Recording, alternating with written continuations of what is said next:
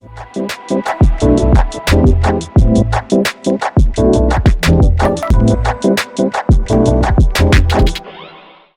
are the consequences of you and I sitting behind a screen every single day? Well, just recently I noticed that an old lady was approaching a dog, a stranger's dog, and started to pet it.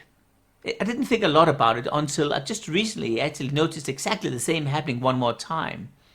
And it made me realize that we right now witnessing something highly unusual. You may not think there is a consequence of us sitting talking to a screen every minute, but there is. I tend to say that we, you and I, are like a person out of balance. The more we're out of balance, the more we seek to get into balance.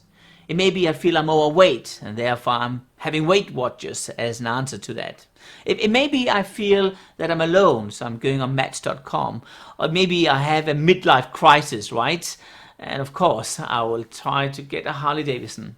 But there's another out of balance happening in our society right now, and that's the out of balance of touch. Think about it.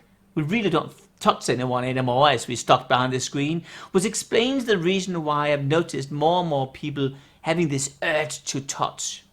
It also explains why the sales of pets has gone through the roof. In fact, it's increased more than 300% over the last half a year alone. What I'm saying is that our society is increasingly going out of balance. And what we have to understand in order to predict the future is what are the consequences of that. One thing is for sure, the better we can counter that out of balance, the more opportunities we will plug into, and in the end of the day, the more in harmony we'll be.